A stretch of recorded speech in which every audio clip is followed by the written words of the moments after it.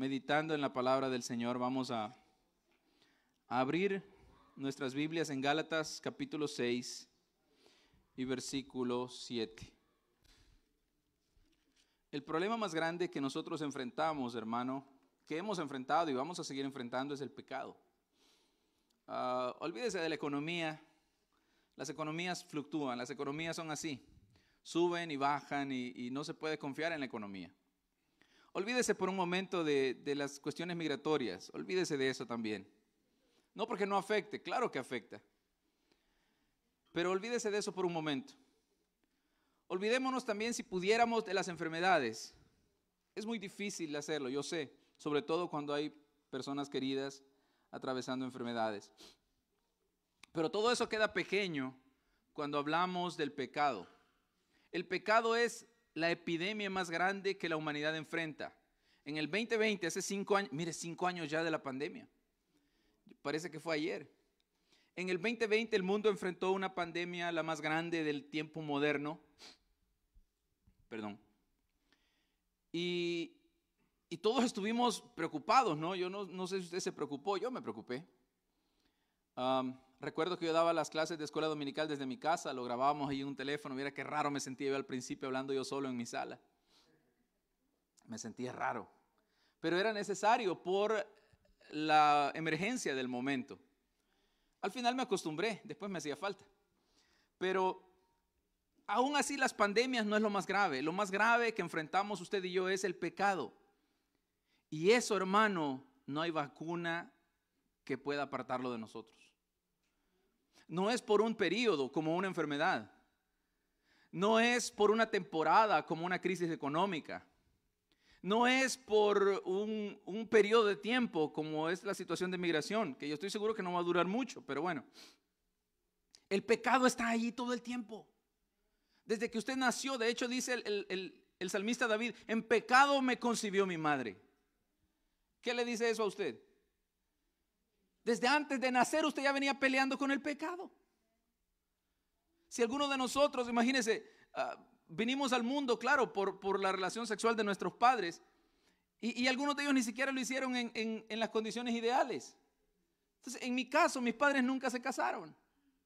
Entonces, si alguien puede decir en pecado me concibió mi madre, soy yo. Mis padres nunca tuvieron un matrimonio. Así que yo puedo decir en pecado me concibió mi madre. Y aunque se hubiera casado, seguía siendo una relación pecaminosa porque pecadores eran los dos. Así que no hay nadie, ninguno de nosotros nació de un santo o de una santa. Todos nacimos de gente pecadora, heredamos una naturaleza pecaminosa. ¿Ya leímos Gálatas 6:7? ¿No? Leámoslo pues. No te engañes. Esa es la versión mía. No os engañéis. Dios no puede ser burlado. Pues todo lo que el hombre sembrare, ¿qué dice? Correcto. Mire, cuando nosotros pecamos, cuando los hombres pecan, o cuando los hombres pecamos, Dios envía sus advertencias claras. Imposible confundir las advertencias de Dios. Él nos ama tanto, Él le ama a usted tanto, Él me ama tanto que nunca pecamos sin advertencia. Él siempre advierte cuando estamos pecando. Nos hace conocer su voluntad. Usa diferentes métodos, hermano. Él usa métodos que usted ni se imagina. Usted y yo ni nos imaginamos los métodos que Dios usa para advertirnos cuando estamos pecando. Nos hace conocer su voluntad. Ahora, si rehusamos, si nos negamos a escuchar la voz de Dios, la advertencia del Señor, ¿qué cree que va a pasar?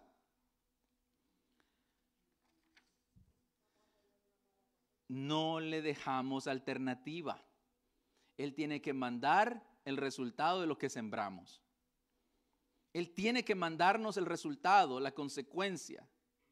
La vergüenza y el dolor viene a ser el resultado seguro del pecado. En el libro de Ezequiel, que es de quien voy a estar hablando yo los próximos mensajes, en el libro de Ezequiel, en el capítulo 6, Vamos a leer unos versículos del 1 al 7. Ezequiel 6, del 1 al 7. Vino a mí palabra de Jehová, dice el profeta, diciendo: Hijo de hombre, pon tu rostro hacia los montes de Israel y profetiza contra ellos. Y dirás: montes de Israel, oíd palabra de Jehová el Señor. Así ha dicho Jehová el Señor a los montes y a los collados, a los arroyos y a los valles: he aquí que yo haré venir sobre vosotros espada y destruiré vuestros lugares altos. Vuestros altares serán asolados y vuestras imágenes del sol serán quebradas, y haré que caigan vuestros muertos delante de vuestros ídolos. Y pondré los cuerpos muertos de los hijos de Israel delante de sus ídolos, y vuestros huesos esparciré en derredor de vuestros altares. Donde quiera que habitéis, serán desiertas las ciudades, y los lugares altos serán asolados, para que sean asolados y se hagan desiertos vuestros altares. Y vuestros ídolos serán quebrados y acabarán. Vuestras imágenes del sol serán destruidas y vuestras obras serán deshechas. Y los muertos caerán en medio de vosotros y sabréis que yo soy Jehová. Dios tiene que hablar fuerte. Mire, Dios tiene que usar un lenguaje violento. Cuando los hombres no entendemos, mire, Dios es amor. Y es un amor, hermano, que usted jamás va a encontrar un amor semejante a lo largo y ancho de la tierra. Dios es paciente para con todo. Él no quiere que nadie perezca. Pero cuando en su infinito conocimiento, acuérdese que Él es omnisciente, Él lo sabe todo. Cuando Él sabe que una persona, si no se le detiene de pecar, se va a destruir, entonces Él actúa con violencia para salvar a la persona de la destrucción que lógicamente viene después del pecado. Dios es perfecto, Él es amoroso, pero Él no va a detener el pecado hacia una persona, no va a detener el castigo del pecado hacia una persona porque ama a esa persona. ¿Alguna vez usted, su papá o su mamá, le dio un par de correazos y le dijo: porque te quiero te pego? Y usted decía: si me quisiera no me pegara. Ahora usted sabe que lo querían mucho. Ahora usted sabe que era porque lo querían. Hay excepciones, yo ya vi las caras. Hay excepciones, yo sé. Hay padres que abusaron de la corrección. Nosotros también hemos abusado de la corrección en algún momento. Pero Dios no. Él es un Padre perfecto. Él sabe aplicar la medida exacta de corrección que cada uno de nosotros necesita, que cada uno de sus hijos necesita. Israel estaba descarriado. Israel estaba apartado de Dios. Mire, Dios le dijo a Israel que al entrar a la tierra prometida, a Canaán, botaran todos los altares que encontraran alrededor. Los pueblos de Canaán habían hecho altares arriba de cada cerro, de cada colina, de cada montaña. Ellos acostumbraban a adorar a sus dioses en los lugares altos de los montes. Entonces Dios dijo de entrada, al poseer la tierra, destruyan todos los altares que encuentren, todos los templos y los de ídolos paganos, todo, absolutamente todo. Léalo en Números 33 conmigo, por favor. Números 33, 50.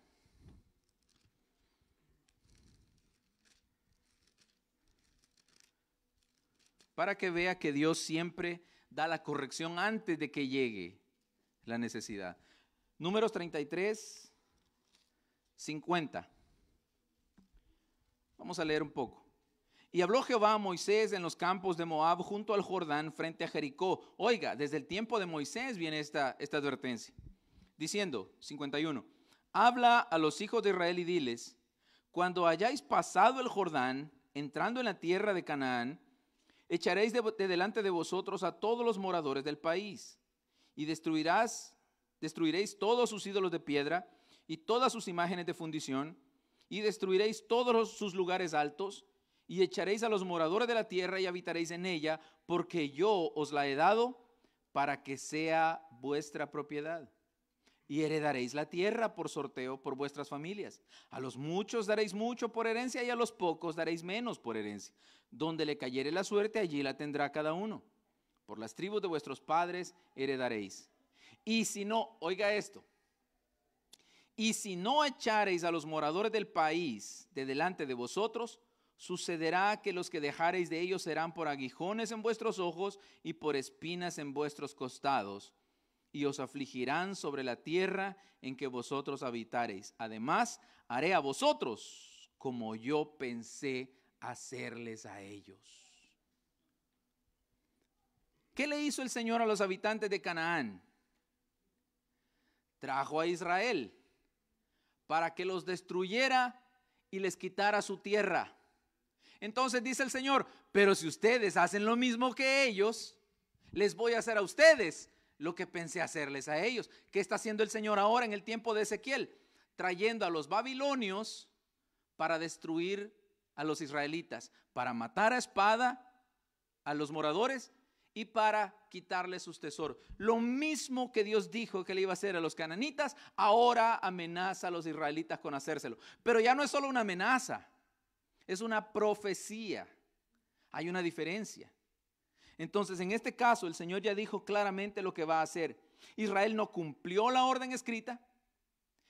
El Señor les dijo, van a sentirse tentados a pecar. Van a encontrar gente que adoran de una manera que ustedes van a querer adorar como ellos. Van a encontrar gente que vive de una manera que ustedes van a querer vivir como ellos. Mire, tan cierto como que Dios vive, hermano. Cuando usted ve a una persona pecar y ve que disfruta su pecado, se mueve un gusanito adentro de usted. ¿A usted no? Pues yo soy el único pecador aquí. Pero cuando vemos a alguien pecar y que está disfrutando su pecado y todo le sale bien, se mueve un gusanito en su corazón y le dice, mira, tú podrías hacer lo mismo. Si usted es honesto, usted sabe que lo siente. El hecho que no lo diga no le quita a usted la culpa. Entonces, Dios le dijo, miren, para evitar eso, quiten todo. Todo lo que sea idolatría, destrúyanlo. Porque ustedes van a querer ir y adorar como ellos adoran. Pero ellos no lo hicieron. Y como no lo hicieron, entonces vino el Señor y los juzgó. Los israelitas mezclaron su forma de adorar. Mire, dejaron los lugares altos, arriba de los montes, arriba de las montañas y las colinas. Dejaron los altares. ¿Y qué? Mire la insensatez. Dijeron, dejemos ese altar y vamos y adoremos en ese altar a nuestro Dios de Israel. ¿Es eso lo que Dios dijo? Dios estableció cómo su pueblo tenía que adorarlo. Dios dijo, van a levantar un templo, un tabernáculo primero. Después hubo un templo y Dios dijo, allí me van a quemar incienso. Allí me van a ofrecer sacrificio. Él no dijo en los lugares altos. De los lugares altos dijo, destrúyanlos. Pero el pueblo dejó esos altares y fueron a adorar a Dios allá. Es para Jehová. Esos eran los más sinvergüenzas. Otros no, otros dijeron, bueno, Jehová nos ha abandonado, Jehová está profetizando mal contra nosotros, entonces adoremos a estos otros dioses, tal vez estos son más buenos con nosotros. Cuando nosotros sentimos que Dios no nos escucha, caemos en pecado, caemos en la idolatría. Como Dios no me oye, como Dios no me está respondiendo, entonces voy a ir y voy a hacer lo que me dé la gana. En Levítico 26:30, mire qué doloroso, viera qué doloroso es leer esto, hermano. Levítico 26:30, quiero que usted sienta el mismo dolor. Destruiré vuestros lugares altos y derribaré vuestras imágenes y pondré vuestros cuerpos muertos sobre los cuerpos muertos de vuestros ídolos y mi alma os abominará. Abominar. ¿Usted sabe lo que significa, hermano, abominar? ¿Alguien que tenga una idea? Blasfemar, ok. Aborrecer, está un poco más cerca. Abominar, mi alma os abominará, dijo Dios, de aquellos que practicaban la idolatría, que fueran rebeldes a su consejo, a su advertencia. Abominar es condenar o maldecir a alguien o a algo por considerarlo malo y perjudicial. Es decir, Dios iba a maldecir al pueblo que antes había bendecido. No porque Dios cambie de opinión, sino porque el pueblo cambió su trato con Dios, su relación con Dios. Hermano, Dios quiere bendecirnos a nosotros. Y cuando usted y yo nos mantenemos en su voluntad, somos bendecidos de Dios. Pero Dios no puede mantener su palabra de bendecirnos cuando nosotros nos salimos del camino que Él nos ha marcado. Israel pagó la consecuencia más difícil. Cuando empezaran a sufrir estas calamidades, entonces iban a reconocer que el Señor les había advertido. Dios nunca castiga, Dios nunca envía, hermano, una situación de castigo sin antes advertir. Muchos hoy rehúsan dejar el camino de pecado a pesar de las advertencias de la palabra de Dios. Hermano, ¿cuántas veces tenemos que hablar del pecado para que lo podamos entender cuán malo es? Mira, el pecado es tan malo, hermano, que no solo destruye tu vida, destruye la de tu familia. Si yo peco hoy, mire, no solo contamino mi testimonio, no solo contamino mi familia, no solo destruiría a mi esposa, no solo destruiría a mis hijos y a mis nietos, sino que lo peor de todo, afectaría mi relación con Dios. ¿Usted sabe qué fácil es para el Señor bajar a un pastor de un púlpito? ¿Usted sabe qué fácil es eso para Dios? ¿Usted sabe qué fácil es para el Señor apartarte, hermano, de la esfera de la santidad y tirarte al lodo? ¿Usted sabe qué fácil es eso para Dios? Eso es lo que Dios quiere evitar en nosotros, hermano. Mire, los que hemos tenido el privilegio de ver el rostro de nuestros niños, de nuestros hijos recién nacidos, y ustedes que ya tienen el privilegio de ver a sus primeros nietos recién nacidos, piense, su pecado los mancha. Piénselo así, su pecado los contamina. Su pecado les contamina el camino. No porque el hijo pague o muera por el pecado del padre. El Señor dijo que eso no va a pasar. Ni el padre morirá por el hijo, ni el hijo muere por el padre. Cada quien muere por su pecado. Pero cuando yo marco un camino pecaminoso en mi familia, obligo a mis hijos a caminar por ese mismo camino, por el ejemplo que les doy. Pero cuando tú eres sabio, cuando tú dejas que la palabra de Dios cambie tu pensamiento y tú caminas lo más recto posible, nunca va a ser 100% recto, porque en pecado nos concibieron nuestras madres. Pero cuando tú te esfuerzas por caminar lo más recto posible, marcas una senda derecha para que tus hijos caminen por él. Y cuando un hijo se te empieza a descarriar, tú tienes toda la autoridad del cielo para venir y decirle: hijo, entra al camino correcto que yo te he marcado. Pero ¿con qué cara corrige un padre que se ha torcido? ¿Con qué autoridad moral, con qué autoridad espiritual corregimos cuando nosotros mismos nos hemos descarriado groseramente, brutamente? Cuando nosotros nos hemos descarriado tontamente, ¿con qué moral corregimos, hermano? ¿Sabe qué hacemos? Agachamos la cabeza y los dejamos que hagan lo que quieren porque no tenemos moral para corregir. Piensa en el rey David. Cuando uno de sus hijos violó a su hermana, ¿cómo lo corrigió David? ¿Con qué autoridad moral vino el rey? Se quedó callado. Y mire, teólogos de todas las épocas han criticado la actitud de David, pero es que él no tenía moral. A él le gustó una mujer y la mandó traer, mandó matar a su marido para quedarse con ella. Cuando uno de sus hijos violó a su hermana y vino el otro hermano de ella y lo mata, ¿qué hizo David? Nada. Él tenía su boca sellada, porque el camino que había marcado para sus hijos era lo más torcido posible. Cuando sus hijos torcieron el camino, él no le quedó más remedio que mantener la boca cerrada. Cuando empezó a sufrir la calamidad, Israel hasta entonces reconocerían finalmente que Dios, el Señor de todo, les estaba juzgando. Muchos rehúsan dejar sus caminos de pecado a pesar de las advertencias de la palabra de Dios. Al no arrepentirse ni volver a Dios, sus vidas quedan destrozadas. ¿Por qué? Porque experimentan las consecuencias del pecado. Se destruye todo, hermano. El pecado destruye todo. Sigamos leyendo, Ezequiel 6:8 en adelante. mas dejaré un resto, dice el Señor, mas dejaré un resto, de modo que tengáis entre las naciones algunos que escapen de la espada, cuando seáis esparcidos por las tierras.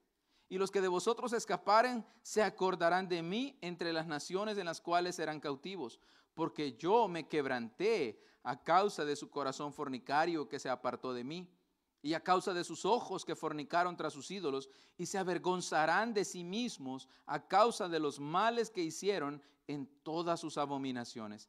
Y sabrán que yo soy Jehová. No en vano dije que les había de hacer este mal. El exilio le iba a recordar a esta gente que Dios les había advertido. Mire, ¿qué fue lo que sucedió en la historia? Los babilonios vinieron y hubo como oleadas de cautivos. Se llevaron al primer grupo de cautivos, entre los cuales iba Ezequiel. Se llevaron la segunda oleada de cautivos y se llevaron la tercera oleada. Los babilonios venían y se llevaban gente cautiva para ser esclavos. No para un tour a Babilonia, se los llevaban como esclavos, hermano, como mano de obra. Excepto, ¿se acuerda los 3 hebreos? Sadrach, Mesach, Abednego, incluyendo a Daniel.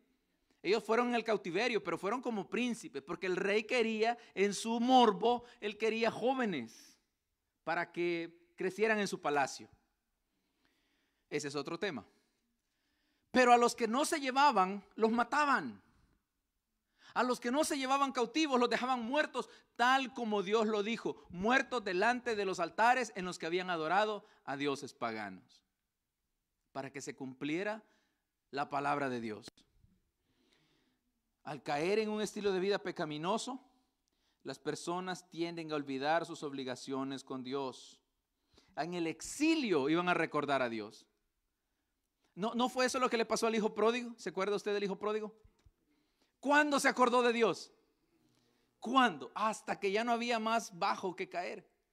Hasta que llegó al último escalón, al último peldaño. Ya no había nada. Lo único que estaba más abajo era el infierno. Antes de llegar al infierno, por lo menos, levantó sus ojos. Hermano, ¿qué hace que un hombre esté tan ciego a la destrucción que se está generando en él? Esa es una de las capacidades del pecado, fíjense. El pecado no deja que veamos ni siquiera nuestra propia destrucción. El pecado es tan cruel que ni siquiera deja que veamos lo mal que estamos, hermano. Y si usted lo ha experimentado, usted sabe que le estoy diciendo la verdad. Cuando estamos pecando ni siquiera vemos lo mal que estamos. En Hebreos 11:25, antes de esto, déjeme hacer este comentario. ¿Por qué es que no se ve el mal en el momento? No se ve porque el pecado produce placer temporal. Y ese placer es como la anestesia. El mal está ahí, el daño se está generando, el daño se está produciendo, pero el placer temporal del pecado hace que no se sienta. En Hebreos 11:25, hablando de Moisés, dice la Escritura, oiga usted, escogiendo, dice, leamos el 24. Por la fe Moisés, hecho ya grande, rehusó llamarse hijo de la hija de Faraón. Y el 25, escogiendo antes ser maltratado con el pueblo de Dios, que gozar de ¿qué? De los deleites temporales del pecado. El pecado nunca te da gozo permanente. El gozo del pecado es temporal. Dura un breve periodo de tiempo. Si nos dejamos cegar en ese breve periodo de tiempo, hermano, nos atrapó, nos sedó, nos adormeció y ya no vamos a sentir la destrucción que se está generando dentro de nosotros. Parte de ese placer, usted no me va a dejar mentir, es esa sensación de poder hacer lo que usted quiere, sin consecuencias, aparentemente sin consecuencias.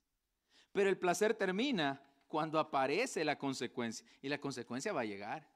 Tarde o temprano va a llegar. La gente, las personas, los hombres, nosotros nos acordamos de Dios hasta que la consecuencia del pecado nos obliga Hasta que las algarrobas ya eran su única opción, hasta entonces se acordó de lo bien que había estado. Qué doloroso, hermano.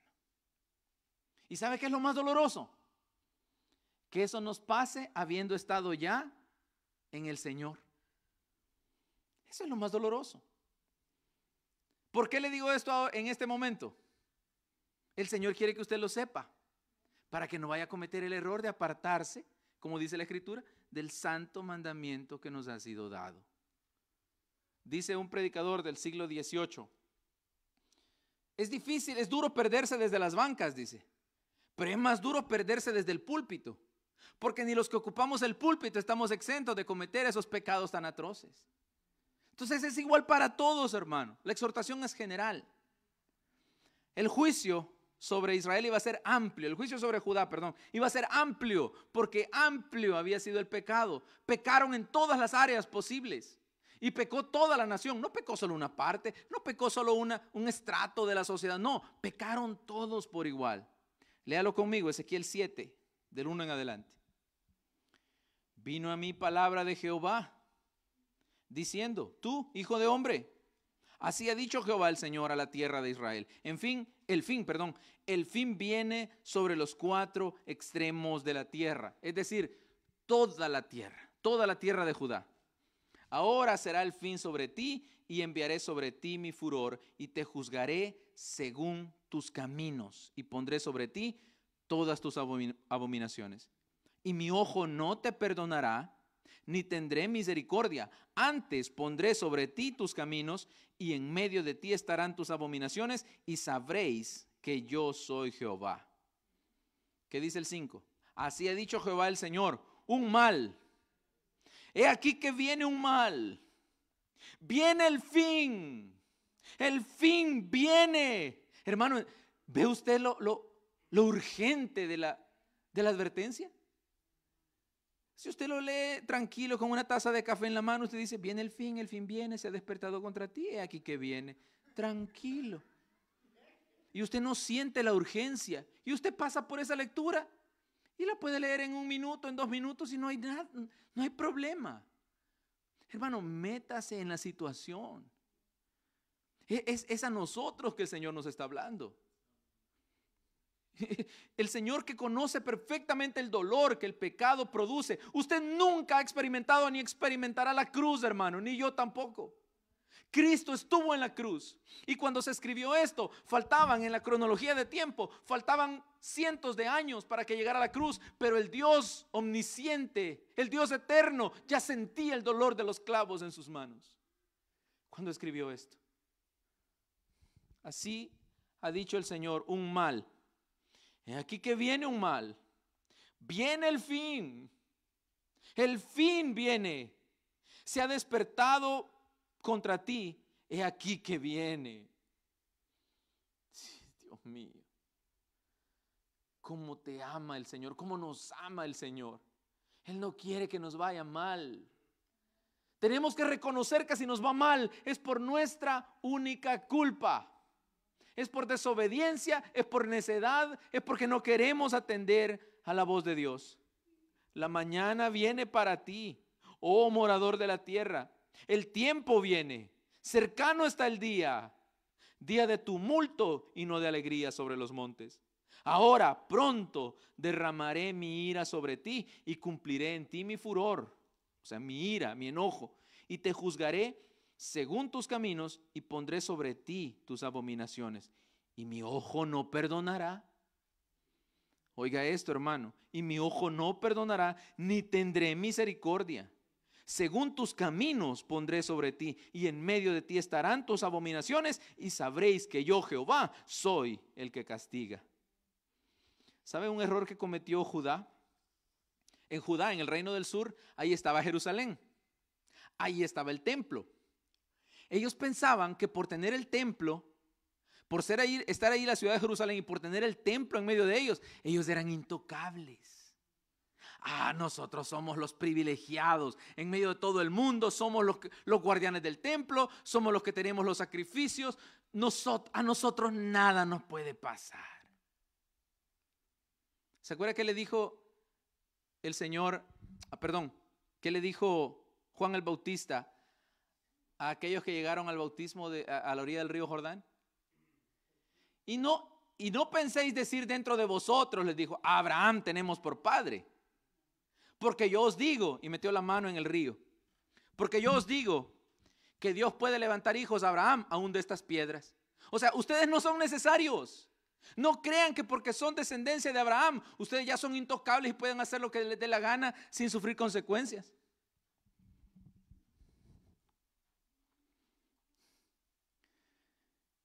¿Cómo quedamos nosotros hoy?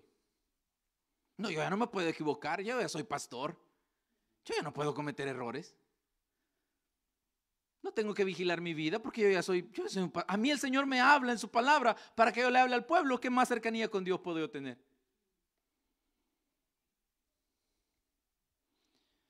Ellos pensaban que eran invencibles porque Jerusalén estaba ahí, el templo estaba ahí, y Ezequiel les dice, no pueden fiarse de eso. La maldad se había extendido a todo el pueblo y el juicio también alcanzaría a todo el pueblo. Gálatas 6:7 que leímos al principio. No os engañéis, Dios no puede ser burlado. Todo lo que el hombre sembrare, eso también segará. Además, dijo Ezequiel, el juicio era inminente. ¿Y qué significa la palabra inminente? Que va a llegar, que está cercano y que no se puede evitar. Eso es inminente, que está cerca y no se puede evitar o es inevitable. Leamos más, Ezequiel 7:10. He aquí el día, he aquí que viene, ha salido la mañana, ha florecido la vara, ha reverdecido la soberbia. La violencia se ha levantado en vara de maldad, ninguno quedará de ellos ni de su multitud, ni uno de los suyos, ni habrá entre ellos quien se lamente. El tiempo ha venido, se acercó el día. El que compra no se alegre y el que vende no llore, porque la ira está sobre toda la multitud. Porque el que vende no volverá a lo vendido, aunque queden vivos. Porque la visión sobre toda la multitud no se revocará y a causa de su iniquidad ninguno podrá amparar su vida. Cuando una planta crece, no puede evitar que dé flores, tiene que dar flores. Y si da flores, inevitablemente va a dar un fruto.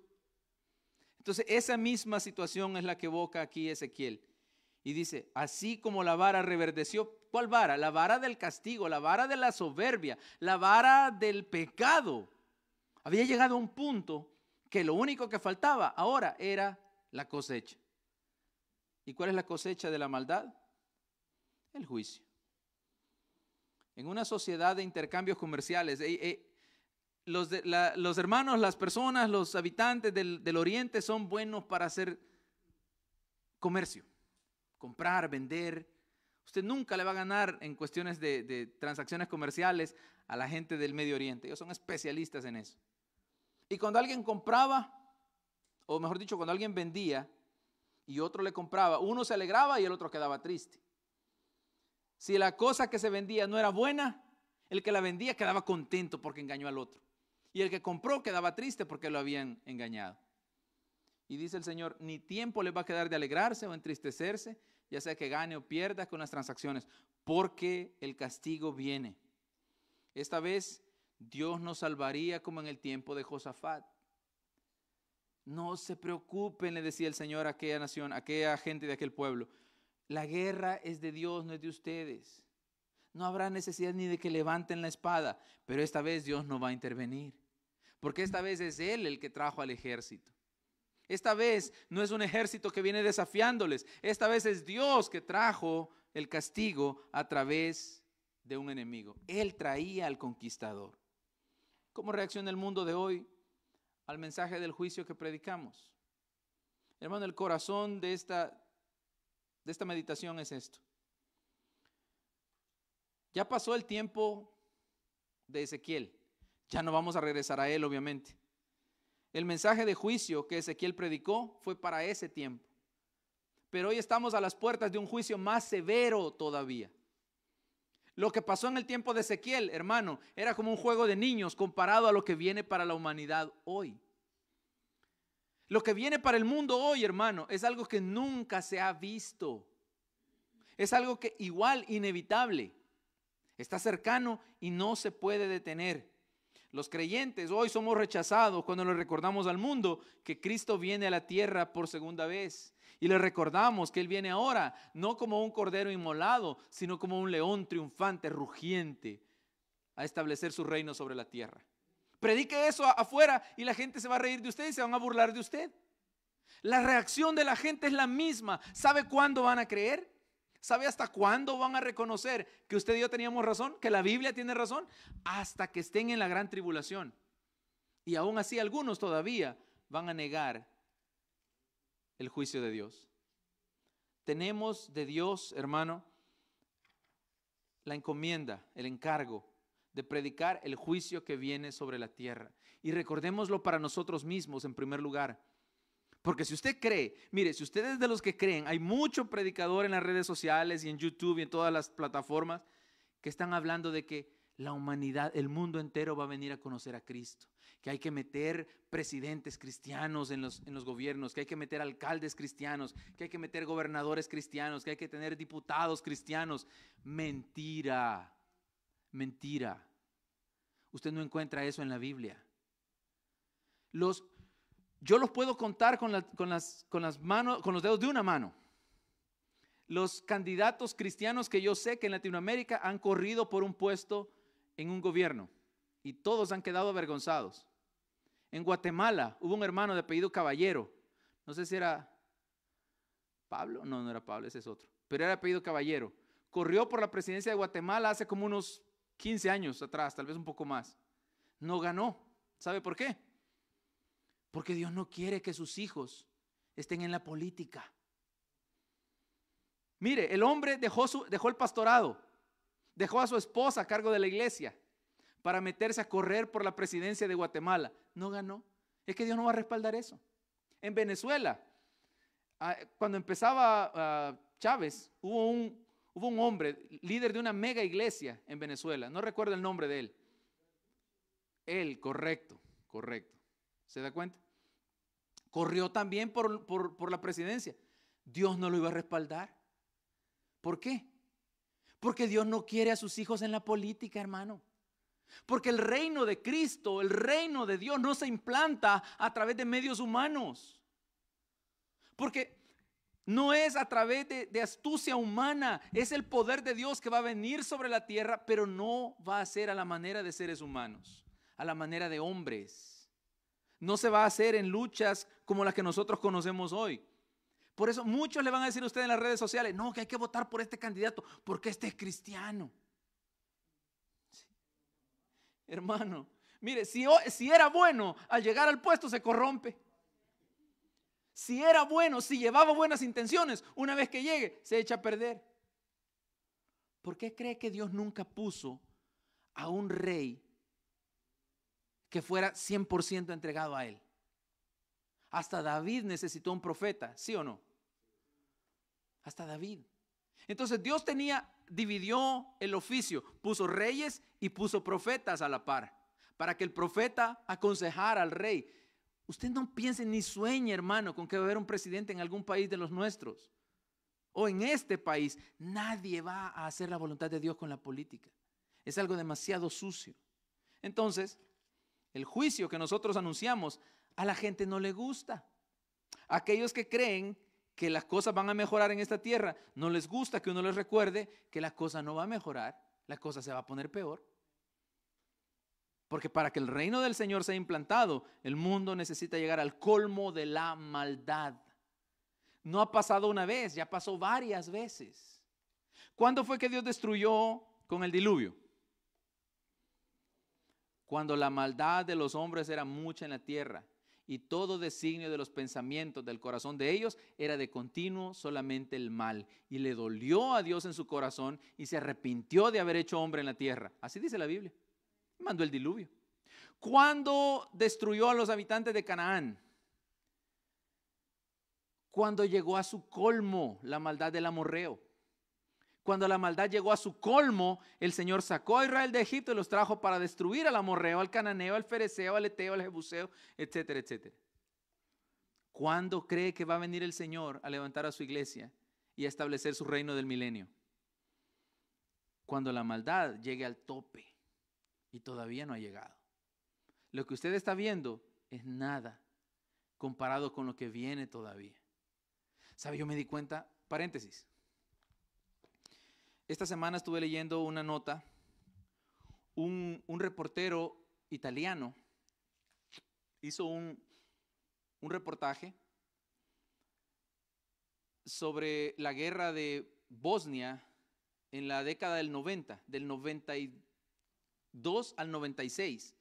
Hubo una guerra en Sarajevo que una ciudad estuvo sitiada completamente por meses y la gente adentro muriéndose de hambre porque no los dejaban salir de la ciudad.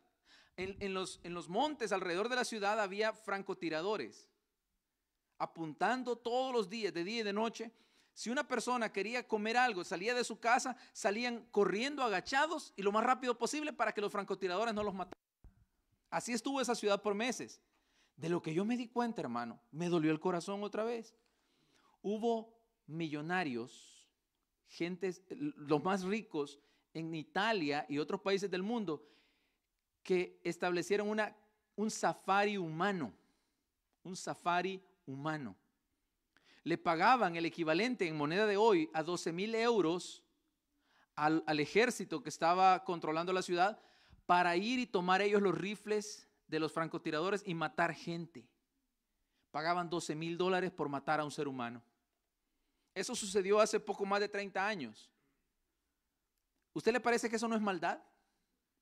¿Y sabe cuáles eran los blancos favoritos? Los niños y las mujeres embarazadas. La mayoría de esos hombres que hicieron eso ya murieron. Eso fue hace 30 años. Algunos todavía están vivos y son muy ancianos. Y eso que aún no ha llegado al colmo, la maldad del hombre en el mundo. ¿Qué más vamos a ver? Aquí en el primer mundo, estamos viendo familias separadas todos los días. Niños que se arrastran llorando por el suelo porque a sus padres los han deportado. Ok, el amparo que tienen legal es muy bueno, es muy bueno. Y algunas personas aplauden. Pero ¿dónde deja usted que el corazón se está endureciendo? El efecto que causa. El efecto que causa en la sociedad. El corazón se endurece, hermano. Es como cuando usted y yo pecamos. Pueda que pequemos en secreto y nadie se da cuenta, pero en mi corazón se endurece cuando el pecado empieza a entrar. Entonces yo soy el principal perjudicado. La sociedad de hoy se está perjudicando. Ahora, vamos a Ezequiel 8:7. Vamos a ir concluyendo. Ezequiel 8:7. Y me llevó, dice, esta es una visión, otra visión que tuvo Ezequiel. Y me llevó a la entrada del atrio y miré, y aquí en la pared un agujero. Está hablando del atrio del templo. En la visión, Dios llevó al profeta al atrio del templo. Y miré, y aquí en la pared un agujero. Y me dijo, hijo de hombre, cava ahora en la pared. Y cavé en la pared. Y he aquí una puerta. Y me dijo luego, entra y ve las malvadas abominaciones que estos hacen allí. Entré, pues, y miré. Y aquí toda forma de reptiles y bestias abominables y todos los ídolos de la casa de Israel estaban pintados en la pared por todo alrededor. Y delante de ellos estaban 70 varones de los ancianos de la casa de Israel. Usted sabe que esta palabra, esta expresión, ancianos, se refiere a líderes espirituales. Eran los líderes de la nación. 70 varones de los ancianos de la casa de Israel y Jaazanías, hijo de Safán, en medio de ellos, cada uno con su incensario en su mano, y subía una nube espesa de incienso. Y me dijo, hijo de hombre, ¿has visto las cosas que los ancianos de la casa de Israel hacen en tinieblas? Cada uno en sus cámaras pintadas de imágenes. Porque dicen ellos, no nos ve Jehová. Jehová ha abandonado la tierra. Me dijo después, vuélvete aún, verás abominaciones mayores que hacen estos. Hermano, ¿podemos nosotros pecar sin que Dios nos mire? ¿Hay algún pecado que sea realmente secreto? Mire, ellos, los ancianos de Israel, en la visión, era una visión, pero el Señor está a través de la visión revelándole el corazón del pueblo. Ezequiel no podía entrar al corazón de cada uno. Él no podía entrar al corazón de los líderes. Yo no puedo entrar al corazón suyo, usted no puede entrar a mi corazón. Pero el Señor tiene personas con capacidades espirituales, dones espirituales muy preciosos, muy buenos, muy útiles, que Dios les deja ver a través de imágenes, a través de figuras, figurativamente, simbólicamente, le deja ver el estado de los corazones de las personas. Entre nosotros hay gente, hermano, que pueden leer su corazón de una forma bien clara, pero como son personas nobles, no lo avergüenzan a usted, no me avergüenzan a mí. Pero Dios trae en medio de sus congregaciones gente que tiene la capacidad, el don espiritual de discernir el corazón de la gente. Ah, qué bueno es el Señor. Y esta gente hacían todo en secreto, pero Dios conocía todo. Cualquiera de los cristianos de hoy, nosotros, podemos caer presa de los placeres y tentaciones del mundo, hermano. Las tentaciones, la interacción que nosotros tenemos hoy, con gente de otras naciones, de otras religiones, otras culturas, puede hacer que nos seduzca la forma de pecar de ellos. El pueblo de Dios debe esforzarse por mantener su vida libre de influencias. Lea Mateo 12:36, por favor. Mateo 12:36. ¿Lo tiene? Mas yo os digo, dice el Señor, que de toda palabra ociosa que hablen los hombres, de ella darán cuenta en el día del juicio. Es decir, no se pueden ocultar del Señor las palabras. Todo lo que nosotros hablamos aún en secreto, el Señor lo conoce. Romanos 2. Romanos 2:12. ¿Lo tiene? Porque todos los que sin ley han pecado, sin ley también perecerán. Y todos los que bajo la ley han pecado, por la ley serán juzgados. Porque no son los oidores de la ley los justos ante Dios, sino los hacedores de la ley serán justificados. Porque cuando los gentiles que no tienen ley hacen por naturaleza lo que es de la ley, estos, aunque no tengan ley, son ley para sí mismos, mostrando la obra de la ley escrita en sus corazones, dando testimonio a su conciencia y acusándolos o defendiéndoles sus razonamientos. En el día en que Dios juzgará por Jesucristo, ¿qué cosa? Los secretos de los hombres, conforme a mi evangelio. Y si eso fuera poco, Hebreos 4. Hebreos 4:12.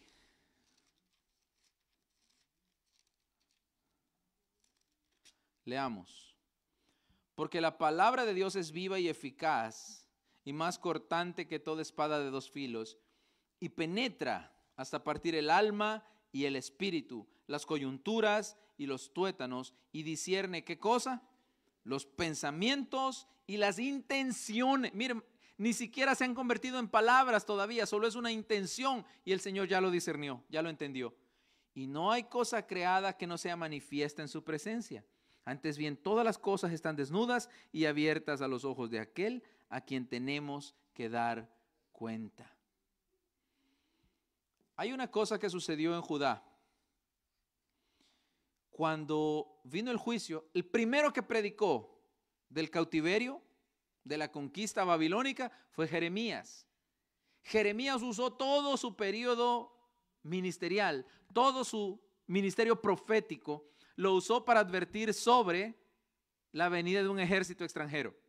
Al principio Jeremías decía, arrepiéntanse, en los primeros capítulos, arrepiéntanse, el Señor va a mandar un juicio, pídanle perdón al Señor, el Señor es misericordioso, arrepiéntanse. Hubo un momento en que Dios le dijo, ya no les pidas que se arrepientan, ahora diles que mejor se sometan al yugo de Babilonia para que por lo menos queden vivos. Y cambió el mensaje de Jeremías. Dejó de decirles arrepiéntanse. Les dijo, ahora no le levanten la mano al rey de Babilonia porque los va a matar. Mejor sujétense al yugo del rey de Babilonia y vayan cautivos y por lo menos van a quedar vivos. Mire cómo cambia la cosa, hermano. Ahora, que viene Ezequiel, Ezequiel ya predica, ya empezó a ministrar desde la cautividad. Cuando Ezequiel empieza a predicar, algunas personas de Judá dijeron, pero si Dios no libró al templo, no libró a Jerusalén, entonces el Dios de los babilonios es más fuerte, es más grande que el Dios de Israel. Mire cómo se puede turbar la mente de un individuo, de dudar de la capacidad de Dios. Fue su pecado el que trajo el cautiverio.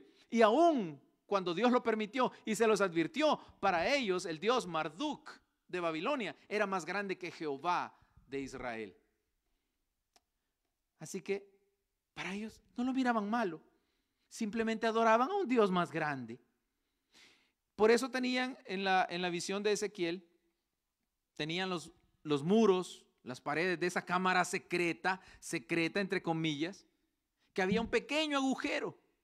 Y Dios le dijo a Ezequiel, escarba ahí, cava en esa pared y encontró una puerta. Y luego le dice, ahora entra a esa puerta. Mire qué secreto tenían aquellos, su adoración a ídolos. Pero como para Dios no hay nada secreto, si Dios no reina en su corazón y en mi corazón, Él lo sabe. Si Él no es lo más importante de su vida, Él lo sabe. Mire, cuando uno tiene una pareja, un esposo, una esposa, el esposo o la esposa siente si usted es importante, si él es importante o ella es importante para usted. Yo sé la importancia que tengo en el corazón de mi esposa. Ella sabe la importancia que tiene en mi corazón. Y no lo va a saber Dios. Y no va a saber Dios si Él es importante para mí. Si usted lo adora solo el domingo, obviamente no, porque hoy es miércoles y usted está aquí. Gloria a Dios por usted. Si usted le adora solo en el santuario, ¿usted cree que Él no se va a dar cuenta? Cuando Él no está presente, cuando usted cree que Él no está presente, ¿cómo se expresa de Él?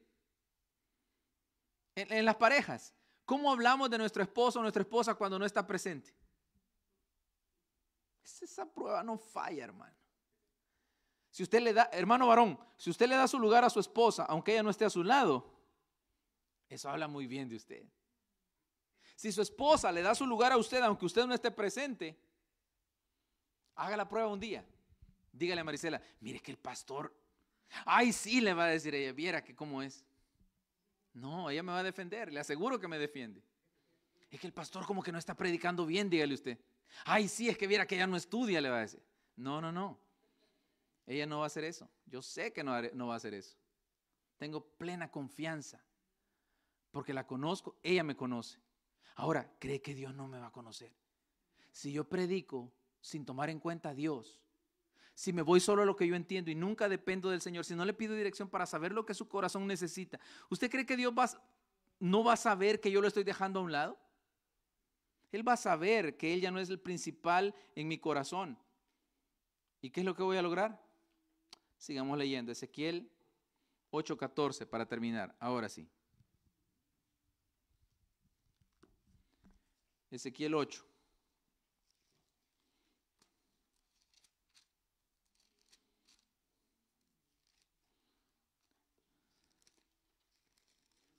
Amén. Y me llevó a la entrada de la puerta de la casa de Jehová que está al norte. Esto fue después de que vio ese cuarto secreto. Y me llevó a la entrada de la puerta de la casa de Jehová que está al norte. Y aquí mujeres que estaban allí sentadas endechando a Tamuz. Endechar es llorar, hacer lamento. Lamentándose y llorando a Tamuz, un dios. Luego me dijo, ¿no ves, hijo de hombre? Vuélvete aún y verás abominaciones mayores que estas. Y me llevó al atrio de adentro de la casa de Jehová. Y aquí junto a la entrada del templo de Jehová, entre la entrada y el altar, como 25 varones, sus espaldas vueltas al templo de Jehová y sus rostros hacia el oriente, y adoraban al sol, postrándose hacia el oriente. Y me dijo, ¿has visto, hijo de hombre? Es como decir, ¿ya ves por qué los estoy castigando? ¿Ves que no exagero? ¿Ves que no es que yo sea duro? ¿Ves que no soy injusto? ¿Ves cómo se lo merecen? Mire, hermano, Dios quejándose con un hombre. ¿Ves, hijo de hombre? ¿Es cosa liviana para la casa de Judá hacer las abominaciones que hacen aquí? Después que han llenado de maldad la tierra, se volvieron a mí para irritarme. He aquí que aplican el ramo a sus narices. Algunos dicen que esta expresión, aplicar el ramo a sus narices, es como decir, mira, añaden leña al fuego. Parece como un refrán de aquel tiempo. He aquí que aplican el ramo a sus narices. He aquí que están añadiéndole leña al fuego. No solo me dejaron, sino que enfrente de mí y en mi propio templo están adorando a dioses extraños. Pues también yo procederé con furor. No perdonará mi ojo, ni tendré misericordia, y gritarán a mis oídos con gran voz, y no los oiré. Hermano, a mí me pone la piel de gallina, me enchina la piel leer esto. Que un día yo clame al Señor y no me oiga. Que un día usted eleve sus ojos al cielo y no reciba respuesta. Hermano, cualquier cosa menos que eso. Cualquier cosa menos eso. Lo peor que nos puede pasar es que el cielo se cierre un día en nuestras oraciones. Para evitar eso, seamos sinceros. La honestidad, mire, Dios tiene una... No hay debilidades en Dios, pero es para que me entienda la expresión. Dios tiene una debilidad especial por la honestidad. Si usted es honesto, mire, y usted le confiesa al Señor honestamente, hasta lo más vil, lo más sucio que usted ha hecho, pero se lo confiesa, Él es bueno y lo va a perdonar y va a restaurar la vida. Pero si usted viene con arrogancia, pretendiendo engañar a Dios, Él dice, no te engañes, a Dios no lo puedes engañar, Él no puede ser burlado. Entonces el consejo es, volvámonos sinceros con el Señor. Hoy, usted y yo podemos cometer el error de ver el pecado como liviano. No es tan grave. Otros pecan más que yo. Es que Dios no lo va a juzgar a usted en base a los demás. Es usted y Él. Es su relación. El hombre infiel no le va a decir a su esposa, mira, yo te engañé solo con una. Mira, Juan engaña con... Oh, no, perdón. Josefo. Mira, Josefo engaña con 3. ¿Vale eso para una esposa engañada? ¿Vale eso? ¿Se va a sentir menos traicionada? Hermano, respóndame. ¿Es una excusa buena? Es una excusa absurda. Si el otro engaña con 1000 mujeres, no importa. Pero el punto es yo y mi relación con mi esposa. Es que allí no puede haber nada en medio. Hoy podemos cometer el error de ver el pecado como algo liviano. Para Dios el pecado no es liviano. Para Dios no hay pecado pequeño. Mire la cruz, mire el Calvario, hermano. Mire el Calvario y mire lo que cuesta un pecado. El pecado es tan duro, tan desastroso, tan cruel, tan vil, que el Hijo de Dios fue a la cruz para que usted y yo no tengamos que ir. Ahora, porque nosotros no vamos a la cruz, ¿vamos a jugar con el pecado? Sabiendo lo que al Hijo de Dios le costó. Fue Él el que sufrió la cruz. Si nosotros hubiéramos pasado a la cruz, le aseguro que pensaríamos diferente del pecado. Si el látigo hubiera caído sobre su espalda y la mía, pensaríamos diferente del pecado. Si la marca de clavos estuviera en mis manos y no en las de Cristo, yo pensaría diferente del pecado, me alejaría más del pecado. Pero eso hace que sea más cruel todavía, más difícil. Hermano, el castigo de Dios va a ser más duro para aquellos que, sabiendo lo que cuesta, lo que vale el pecado, aún así insistimos en pecar. Dios nos advierte, hermano. El Señor está advirtiendo a su iglesia. El Señor está advirtiendo a su pueblo. Y no hablo de iglesia, las iglesias, no, aquí renovación. El Señor nos está advirtiendo hoy. Mire, los ritos, los rituales, a Él no lo impresionan. A Dios no lo impresionan sus rituales. La liturgia, a Él no lo impresiona. Lo que impresiona al Señor es un corazón sincero. Un corazón honesto, contrito y humillado, Él no desprecia. Cuando se equivoque, sea honesto, sea hombre, sea mujer, y vaya y confiéselo tal cual es. Y Él es fiel y justo para perdonar nuestros pecados y limpiarnos de toda maldad. Si usted lo guarda, si usted lo esconde, al final siempre va a salir y la consecuencia va a ser inevitable. Cristo viene por una iglesia que le espera. Él no viene buscando perfección, Él viene buscando sinceridad. La perfección no está de este lado de la eternidad, pero la sinceridad sí. Sea honesto con el Señor. Señor, no puedo. Señor, estoy luchando contra esto y yo solo no puedo. Señor, me equivoqué otra vez. Señor, fallé otra vez. Corra al Señor y hable con Él.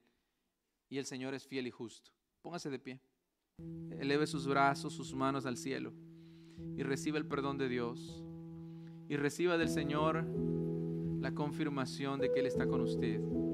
Él le va a dar fortaleza. En el momento de la necesidad, en el momento de la tentación, cuando usted cree que ya está a punto de caer, ahí va a venir el Señor y le va a dar fuerza. Señor, yo te doy gracias en esta noche, reconociendo, Señor, tu presencia en medio nuestro y reconociendo, Señor, que del lado de nosotros no hay perfección. Elevamos nuestras manos a ti, Señor, en rendición. Señor, estamos rendidos delante de ti, humillados, Señor, ante tu poder. Padre, tú tienes cuidado de todas las cosas. Dios mío, guárdame sin caída, Señor. Quiero presentarme un día en tu presencia, delante de tu presencia, Señor, como obrero que no tiene de qué avergonzarse.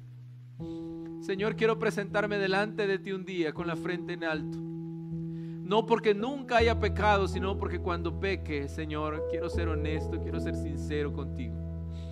Señor, enséñame a no ocultar mi maldad, porque es engañarme a mí mismo.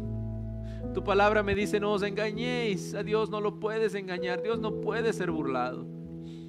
Señor, perdona nuestras equivocaciones pasadas, nuestros errores pasados, perdónalos, mi Señor.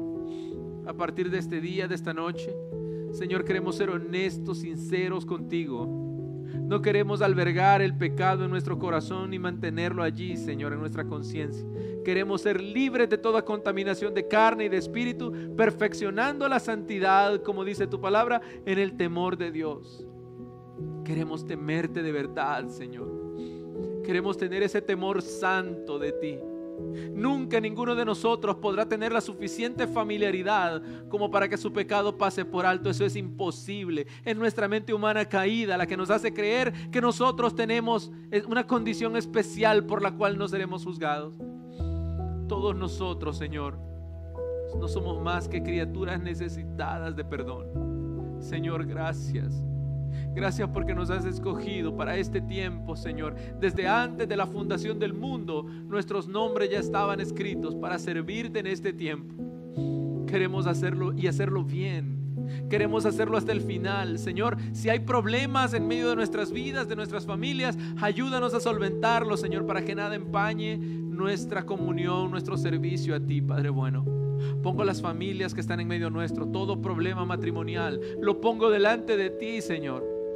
Yo puedo dar testimonio, no porque mi matrimonio sea perfecto, pero puedo dar testimonio que cuando hay comunión, cuando hay entendimiento en el matrimonio, Señor, se te sirve mejor.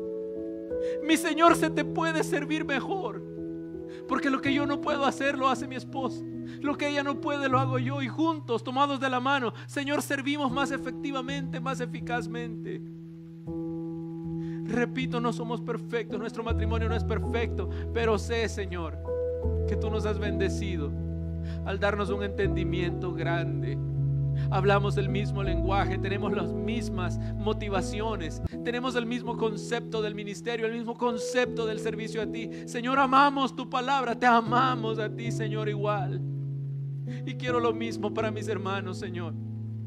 Quiero ver matrimonios tomados de la mano sirviéndote, multiplicando los esfuerzos, Señor, que cada uno podría hacer en singular, multiplicados, Señor, por 2, por 3, por 4, según sean sus familias. Gracias, Padre mío. Señor, aleja el pecado de nosotros lo más posible. Tú nos diste ejemplo, Señor, en el desierto, cuando resististe la tentación. Señor, sabemos que se puede hacer, es posible, porque tú lo hiciste, tomado de tu Espíritu Santo, Señor. El Espíritu ahora vive en nosotros también. Así como tú rechazaste el pecado, Señor, nosotros también podemos rechazar. Así como tú resististe la tentación, nosotros también podemos resistir. Lo sé, Señor, porque así lo dice tu palabra. Resistid al diablo y huirá de vosotros.